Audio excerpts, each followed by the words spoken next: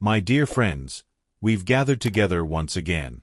Now settle into your favorite chair and get comfortable, because today I have something special to share with you all. As I prepared this content, I kept thinking about valued viewers like you. Your likes and comments inspired me to give it my very best. I know time is precious. That's why I want to make these minutes truly worthwhile for you. If today's video brings even a small smile to your face or brightens your day just a little, that would make me so happy. Now join me on this journey. But remember, your support is what keeps this channel going. Your likes, comments, and especially your subscriptions give me the strength to continue. Shall we begin? I'm certain this special content I've prepared for you today will bring some wonderful surprises. It all started with a single cockroach. One suspiciously well-fed, possibly French, cockroach that scurried across the pristine marble floor of Buckingham Palace like it paid rent. Royal Guard Henry, stoic, statuesque, and trained to withstand nuclear war without blinking, saw it. His left eyelid twitched. Not from fear. Not from surprise. From rage. Because the Queen's Guard Manual, Section 12, Subsection B, clearly stated, "No foreign pests shall breach Her Majesty's territory."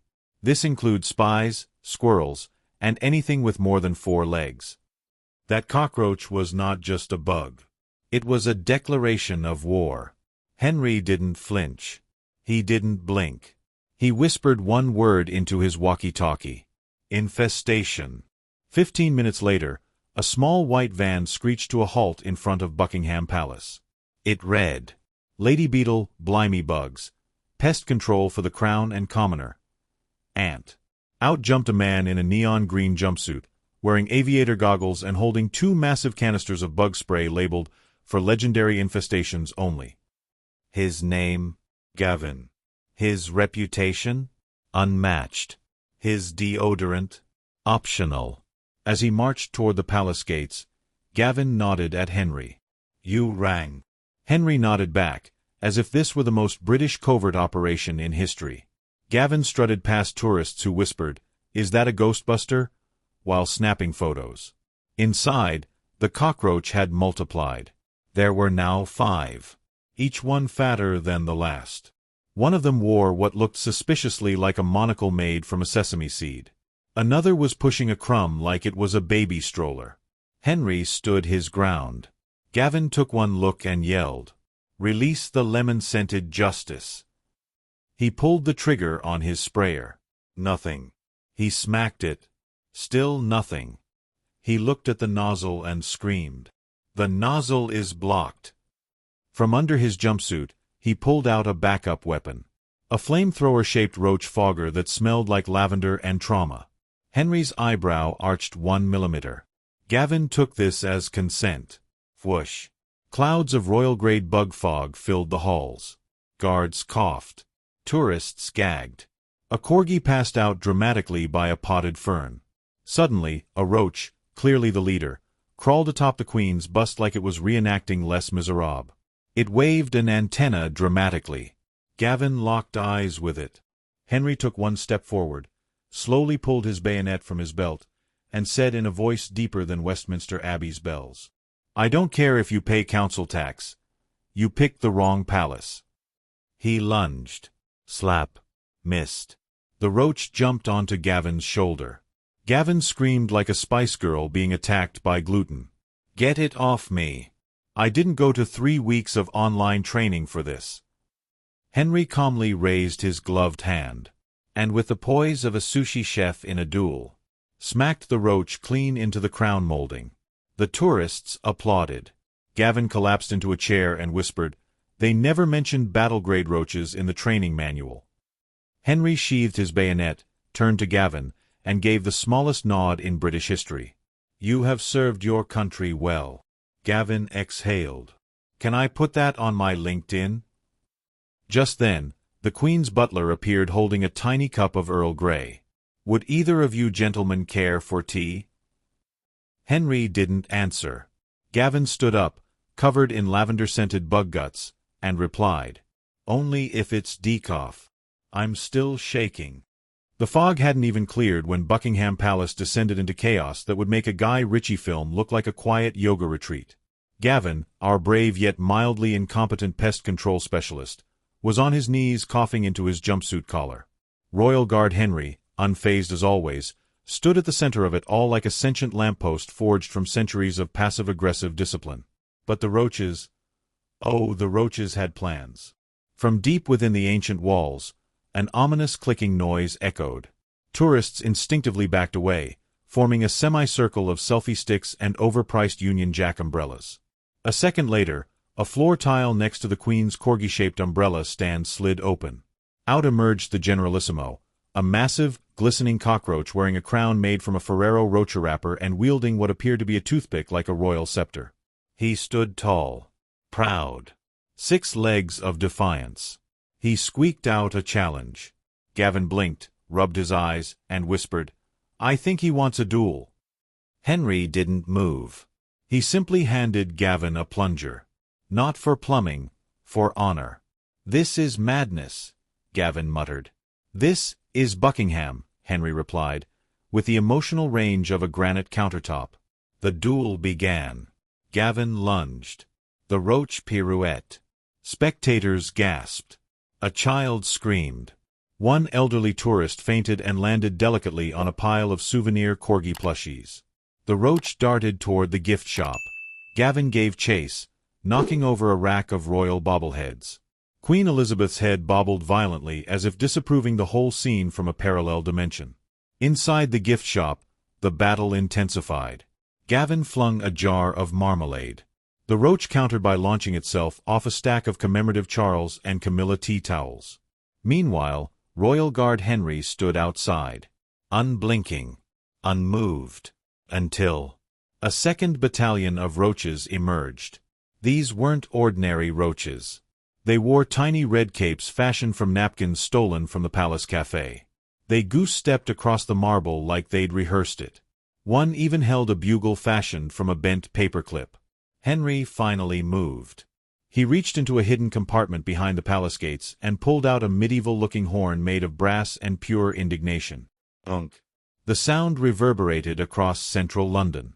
Moments later, from behind a statue of Winston Churchill, the Royal Anti-Pest Tactical Response Unit arrived. Known in underground circles as RAT, they wore combat kilts and wielded electrified spatulas. Their leader, Commander Tilda Crumpets, stepped forward, her monocle fogged with vengeance. "Report," she barked. Henry responded with one word, "Infestation." Tilda nodded. "Engage the Crumpet Protocol." The RAT unit burst into action. They sprayed foam. They shouted chants in Old English. One of them started playing the bagpipes for morale. Inside the gift shop, Gavin was holding off the Generalissimo using a snow globe as a shield. "How is this my life?" The roach leapt onto a shelf labeled 50% off King Charles mugs, and screeched like a discount banshee. Then, with the timing of a Shakespearean climax, the building shook. Henry turned. Tilda froze mid-spray. Gavin dropped his snow globe. From the royal kitchen emerged an elderly woman in full armor made entirely of silverware. Spoons on her shoulders. Forks as shin guards. A colander helmet. "Your Majesty?" Gavin gasped. It was her. The Queen Emeritus. The secret weapon. The final scone. "These roaches have outstayed their welcome," she said, brandishing a ladle like a mace. With one swift swing, she splattered the Generalissimo against a portrait of Prince Philip. Gavin collapsed in a heap, whispering, "Thank you, Granny Rambo." The roaches fled. The tourists applauded. Henry blinked once, which for him was a standing ovation. Tilda Crumpets saluted the Queen. "Well handled, ma'am." "As always." "Now," the Queen said, wiping her ladle clean, "someone brew me a bloody cup of tea." And with that, peace was restored. For now. As the afternoon wore on and shadows lengthened across the meticulously trimmed hedges of Buckingham Palace, the battlefield formerly known as the East Courtyard had transformed into a war zone of insecticide mist, crushed crumpets, and unshakable British stubbornness. The Royal Guard, now divided into squadrons named after various afternoon tea items, Platoon Earl Grey, Biscuit Battalion, and Scone Squad, had entrenched themselves against the besuited professionals of Pest Off UK, who were now wheeling in their latest contraption, the Fogger 9000. The Fogger 9000 was a vehicle that looked like a cross between a Zamboni and a steampunk nightmare. Covered in brass valves, it hissed ominously as it trundled forward, puffing lavender-scented doom into every bush, shrub, and ancestral crack in the foundation. Its operator, a man named Neville who wore aviator goggles and spoke exclusively in cricket metaphors, guided the Fogger with the precision of a surgeon and the theatricality of a West End villain. Private Percival "Perky" Blenheim of the Biscuit Battalion, who had spent most of his adult life standing still and blinking once every 30 seconds, now crawled along the palace fountain's ledge with a repurposed plunger in one hand and a sense of purpose in the other. "Hold the line," Perky barked. "Don't let them gas the azaleas." In response, a nearby corgi, Lady Muffin 3, yipped affirmatively and launched herself from a hedge like a hairy missile. She landed in the Fogger 9000's cup holder and immediately began gnawing on the laminated manual. "Bloody hell!" shouted Neville. "She's eaten the safety procedures." Meanwhile, Corporal Thomas Tom Yardley attempted to blind the pest control unit with a mirror angled off the Queen's Jubilee statue. The resulting beam of sunlight did, in fact, distract Neville, just long enough for Lady Muffin 3 to trigger the Fogger's emergency fog burst mechanism. With a sound like a dragon with hay fever, the Fogger 9000 belched a plume of citronella mist so thick it momentarily blotted out the sun. Tourists screamed. A bagpipe player fainted. A Canadian influencer live-streaming the chaos yelled, "This is better than the finale of Downton Abbey." The fog cleared just enough to reveal Sergeant Nigel Montague, standing stoically atop a makeshift soapbox, waving the Union Jack like a man who'd just declared war on mosquitoes. His voice, normally reserved for commanding corgis during parade drills, rang out. "Today we fight not for ceremony, not for hats, but for the right to breathe bug-free air without interference from nozzle-wielding bureaucrats." The palace butler, previously hiding behind a marble bust of Churchill, poked his head out and whispered, "His speeches have gotten oddly specific since the wasp incident." In retaliation, Pest Off UK activated their sleeper agent, Clive, the janitor who'd infiltrated the palace under the guise of mop technician. Clive pulled out 2 industrial fly swatters strapped to his back like ninja swords. "You guards think you're so high and mighty," he growled. "But today, I clean house." Unfortunately, Clive had not accounted for Lieutenant Puddingworth, an ex-Royal Navy mime turned guard, who wielded only invisible weapons but struck with unerring accuracy. A silent duel commenced, consisting of exaggerated gestures, interpretive dance, and a kazoo solo that made 3 pigeons flee the scene. Suddenly, the Queen's emergency bell rang from inside the palace, a sound only used during bake sale emergencies or when a corgi swallows a tiara. All froze. From the palace gates emerged Her Majesty herself, wearing galoshes, a hazmat tiara, and riding a Segway. "I say," she called, voice echoing across the lawn, "is this about my begonias again?" Everyone pointed at everyone else. Neville stammered, "Ma'am, we were simply executing Pest Directive 42B. The Queen looked at the charred begonias, the overturned garden gnomes, the corgi chewing on a fogger nozzle, and finally, at Perky Blenheim, who still held a plunger like Excalibur. She nodded. "Very well. Guards, you've passed your spontaneous combat exercise. Pest Off UK, you'll be receiving the royal invoice for psychological damage to corgis." Cheers erupted. Confetti cannons fired. No one knew who brought those. Even Clive and Puddingworth shared a tired nod of mutual respect. Later that evening, the Royal Guards hosted a barbecue. The Queen manned the grill. Neville was put in charge of citronella candles. And somewhere in the hedges, Lady Muffin 3 finally vomited up the laminated manual. All was well. For now. The aftermath of the Segway siege had left Buckingham Palace's outer courtyard looking like a bizarre hybrid of Glastonbury and a pest control convention. Splatters of bug spray, scattered tea biscuits, and singed corgi fur painted a chaotic mural of the day the insects were repelled, and British formality temporarily abandoned. Yet as the sun dipped behind Big Ben and shadows stretched across the palace gates, there was one final reckoning still to unfold. A showdown so absurd, so classically British, and so deeply entangled in pest-related bureaucracy that even the Queen's top footman had to bring out the emergency monocle.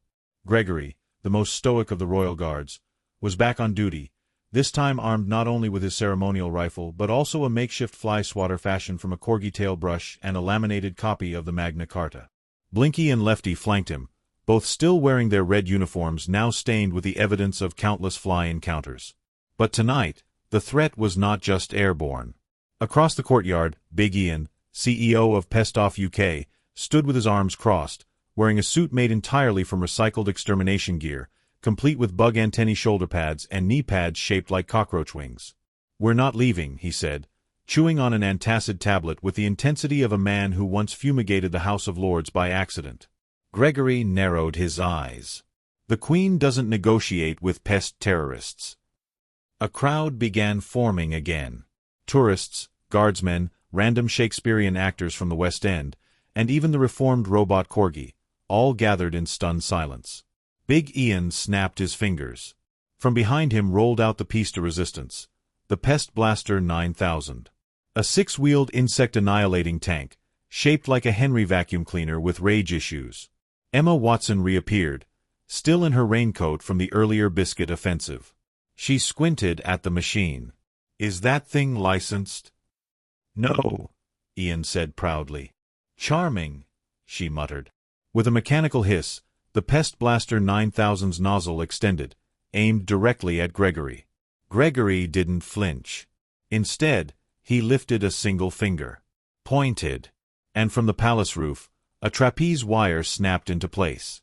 Descending in slow motion with the grace of a caffeinated falcon came Sir Michael Caine, drenched in yogurt from the previous incident but now fully weaponized with a canister of mint air freshener. "Thought I'd missed the encore," he said. He sprayed the air dramatically. "Royal Guard protocol override initiated," someone in the crowd shouted. What followed could only be described as a choreographed pest control ballet. Gregory and Lefty launched into synchronized high kicks, sending swarms of midges flying back with military precision. Blinky, armed with an electric fly swatter, drew glowing lines of zaps through the dusk. Meanwhile, Emma activated a hidden switch in a palace wall. A trapdoor opened. From it emerged the Queen's secret weapon, 8 battle-hardened butlers in full silver service armor. "They fought in the Crumpet riots," one bystander whispered reverently. The battle intensified. Bug spray cannons fired. Ants scurried in retreat. Somewhere, a noble wasp was knighted mid-flight by a misfired saber. Big Ian tried to flee, but the robot corgi cornered him, barking in binary.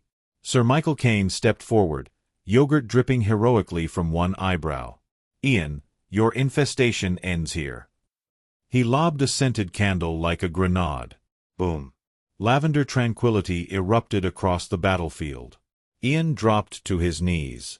"I just wanted to clean your gutters." "Too bad," Gregory said. "You clogged our tradition." Silence fell. Then, applause. The tourists clapped. The corgi barked. Emma Watson high-fived a footman. And somewhere deep in the palace, an ancient raven nodded solemnly. The Queen reappeared on her Segway, raising a teacup. "To peace," she said. Everyone bowed. Even Ian. The sky over Buckingham Palace had darkened, not from a storm, but from something far more absurd, a massive advertising blimp shaped like a cockroach wearing a monocle and holding a tiny Union Jack. It floated above the palace with LED text flashing. "Big Ian's Pest Justice. We spray, they pray." Inside the palace gates, chaos had evolved into a new kind of normal. Royal Guard Sergeant Malcolm Maladies Hargreaves was now wearing a hazmat suit fashioned out of ceremonial bunting. The red, white, and blue ruffles didn't offer much protection, but they screamed patriotic pest control. His 2 comrades, Guards Blenkinsop and Chadwick, were frantically sweeping the lawn with badminton rackets, swatting at insects that may or may not have been real.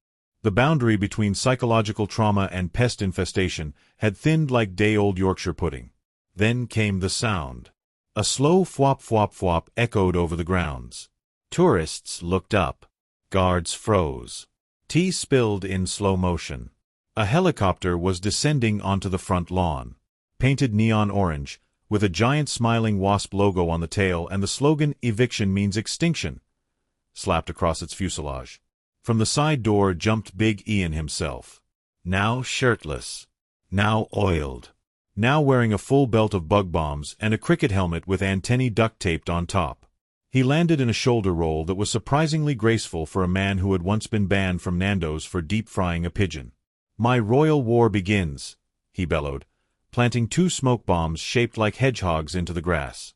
The entire front lawn filled with pinkish fog. From somewhere inside the mist came the whir of a mechanical engine and the unmistakable click-clack of roller skates. A royal footman emerged, skating backwards in panic. "He's released the mothbots," he screamed. "They're AI-controlled and scented like lavender." Malachi's Hargreaves barked an order. "Formation Omega, T-tray." Blenkinsop and Chadwick moved into position, flipping silver T-trays up as shields. Just then, mothbots, tiny robotic insects with glittery wings and passive-aggressive facial recognition software, swarmed the palace gates. One locked eyes with a statue of Prince Philip and malfunctioned, spiraling into a nearby jam tart. Meanwhile, Big Ian had set up a foldable control station made from an old ironing board, a broken NES controller, and half a cheese wheel. He yelled into a headset, "Deploy Phase 3, the ferret funnel." From the cargo hold of the helicopter dropped an inflatable tube, out of which slid a dozen live ferrets, each wearing matching GoPro helmets and laser pointers on their tails. "They've been trained in shadow operations," Ian roared. A corgi, mildly offended, barked from a palace window. The Queen's corgis had joined the fray. They stormed the battlefield like furry torpedoes, knocking over bug sprayers, stealing sandwiches from tourists, and causing at least 2 interns to faint from joy. One corgi, dubbed General Waffles by a nearby child, latched onto Ian's trouser leg and refused to let go. Ian laughed like a Bond villain who had just been bitten on the thigh. "You think a corgi can stop me?" A voice came over the palace intercom. "Actually, yes." It was the Queen's butler, Geoffrey, who now appeared riding side saddle on a mobility scooter armed with water pistols filled with vinegar. He skidded across the gravel and blasted Big Ian in the face. It's pickled," Ian screamed, stumbling backward into a kiddie pool filled with loose Earl Grey tea bags. The tourists gasped. Phones filmed. TikToks were born. Inside the palace, the Prime Minister was trying to fax himself to Belgium. Back outside, the royal guards regrouped. Hargreaves turned to Blenkinsop. "It's time we used the secret weapon." Blenkinsop paled. "You don't mean—" "Yes," Hargreaves said, unhooking a velvet case from beneath a statue of Queen Victoria. "The ceremonial bugle of Sir Itchy Bottom III." He blew. It sounded like a goose being emotionally manipulated. Suddenly the earth trembled. A secret passage opened behind a hedge. Out rode Lady Penelope St. Swat, the legendary pest control sorceress of Sussex, astride a Dalmatian wearing tactical goggles. Her staff? A Dyson vacuum cleaner enchanted by 3 disgruntled wizards. She raised it toward the heavens and shouted, "Away with ye, rodents of darkness!" All the ferrets stopped, looked at her, then began flossing. The dance, not the dental hygiene. But it was unsettling either way. The crowd was mesmerized. A TikTok influencer fainted. A YouTuber proposed to a stranger. A corgi tried to breakdance but got dizzy and fell into a trifle. Then Big Ian, covered in jam, bits of ferret hair, and existential dread, held up a white flag made from a Greg's Bakery apron. "I surrender," he wheezed, "to Her Majesty's might and her unholy dogs."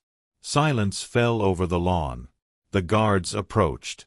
Geoffrey the butler walked over and delicately offered Ian a moist towelette. From the palace balcony, a new voice rang out. Not the Queen. Not the Prime Minister. But Ed Sheeran. He strummed once and said, "This one's for the brave lads who fought the insects and the man who ruined my scone." Everyone clapped. Except one ferret. He had seen too much. The moon now hung high over Buckingham Palace, casting a silvery glow across the battleground that had once been a carefully manicured lawn. It now resembled a war zone from a very polite apocalypse, shattered biscuit trays, overturned tea carts, deflated bug spray balloons, and a single corgi trying to eat a shoe. Sir Geoffrey, still wet from vinegar warfare, addressed the crowd like a general after the last cannonball. Ladies, gentlemen, and rodents, the situation has escalated. From the east wing emerged a suspicious-looking tea trolley, piloted by no other than Dame Judi Dench. She wore combat boots, a Kevlar shawl, and held a spatula with the intensity of a woman who once fought 3 raccoons in a Waitrose parking lot. Behind her, reinforcements, the Queen's elite tea regiment, retirees from the Royal Dramatic Corps who had memorized both Shakespeare and riot tactics. Meanwhile, Big Ian, bound in biodegradable zip ties, was forced to sit on a lawn chair and watch as his inflatable cockroach blimp was slowly deflated by a stern beefeater with a knitting needle. "That was my life's work," Ian cried. "So was this hedge maze," Geoffrey said, gesturing to what now looked like a topiary crime scene. "And yet here we are." Suddenly, without warning, a new threat emerged. From the underground tube station beneath the palace, a secret entrance known only to MI6 and 3 very confused pigeons, came a unit of rogue pest control operatives known as the Exterminatus 5. Clad in black jumpsuits, each bore a code name stitched across the chest. Roach Rage, Queen Bee Header, Sprayance, Waspinator 3000, Kevin. They stormed the garden wielding advanced gear, anti-aphid drones, sound cannons tuned to flea frequencies, and a suspicious amount of whipped cream. Hargreaves gasped. "They're rogue. XMOD. They went freelance after the Great Squirrel Coup of 2017. Lady Penelope raised her Dyson wand and shouted, "On my whistle, we storm the pavilion." Ed Sheeran, now inexplicably armed with bagpipes, played the opening to Shape of You in D minor, which folklore claimed could disorient insects and at least 2 judges from the Great British Bake Off. Then, chaos. Ferrets in formation. Guards wielding ceremonial baguettes. Drones zigzagging. One corgi accidentally activated the palace sprinkler system, sending aristocrats diving for cover in their feathered hats. Dame Judi somersaulted across the croquet lawn, landing beside Kevin, whom she promptly disarmed with a glare honed over 6 decades of British cinema. "You're not welcome here, Kevin," she whispered, pinning him with a silver spoon. Meanwhile, Geoffrey had begun organizing an evacuation of all endangered pastries, yelling, "Save the Battenbergs! Prioritize the fondant fancies!" Inside the palace, the Queen updated her will. Back outside, the final blow came when Roach Rage attempted to activate the Insect Armageddon button on his wrist. But in a twist of fate and poor engineering, he instead triggered a playlist of Spice Girls. The battlefield froze. Then, Lady Penelope started to groove, followed by Hargreaves. Then Ed Sheeran. Then the Mothbots. Even the corgis. It was the most bizarre dance truce in European history. As the Spice Girls belted, "If You Wanna Be My Lover," the rogue exterminators surrendered. One by one, they placed their spray guns down, some crying, some hugging ferrets. Big Ian, watching it all, sighed. "I just wanted to rid the world of bugs, not fall in love with it." Geoffrey patted his shoulder. "That's the tea, Ian." The moon sparkled above as the palace slowly returned to peace. Guards resumed their posts. Tourists tweeted their photos. A pigeon landed on the Queen's crown. All was well. Until the next time someone scheduled pest control at 10 Downing Street. The moon now hung high over Buckingham Palace, casting a silvery glow across the battleground that had once been a carefully manicured lawn. It now resembled a war zone from a very polite apocalypse. Shattered biscuit trays, overturned tea carts, deflated bug spray balloons, and a single corgi trying to eat a shoe. Sir Geoffrey, still wet from vinegar warfare, addressed the crowd like a general after the last cannonball. "Ladies, gentlemen, and rodents, the situation has escalated." From the east wing emerged a suspicious-looking tea trolley, piloted by no other than Dame Judi Dench. She wore combat boots, a Kevlar shawl, and held a spatula with the intensity of a woman who once fought 3 raccoons in a Waitrose parking lot. Behind her, reinforcements, the Queen's elite tea regiment, retirees from the Royal Dramatic Corps who had memorized both Shakespeare and riot tactics. Meanwhile, Big Ian, bound in biodegradable zip ties, was forced to sit on a lawn chair and watch as his inflatable cockroach blimp was slowly deflated by a stern beefeater with a knitting needle. "That was my life's work," Ian cried. "So was this hedge maze," Geoffrey said, gesturing to what now looked like a topiary crime scene. "And yet here we are." Suddenly, without warning, a new threat emerged. From the underground tube station beneath the palace, a secret entrance known only to MI6 and 3 very confused pigeons, came a unit of rogue pest control operatives known as the Exterminatus 5. Clad in black jumpsuits, each bore a code name stitched across the chest. Roach Rage, Queen Bee Header, Sprayance, Waspinator 3000, Kevin. They stormed the garden wielding advanced gear, anti-aphid drones, sound cannons tuned to flea frequencies, and a suspicious amount of whipped cream. Hargreaves gasped. "They're rogue. XMOD. They went freelance after the Great Squirrel Coup of 2017. Lady Penelope raised her Dyson wand and shouted, "On my whistle, we storm the pavilion." Ed Sheeran, now inexplicably armed with bagpipes, played the opening to Shape of You in D minor, which folklore claimed could disorient insects and at least 2 judges from the Great British Bake Off. Then, chaos. Ferrets in formation.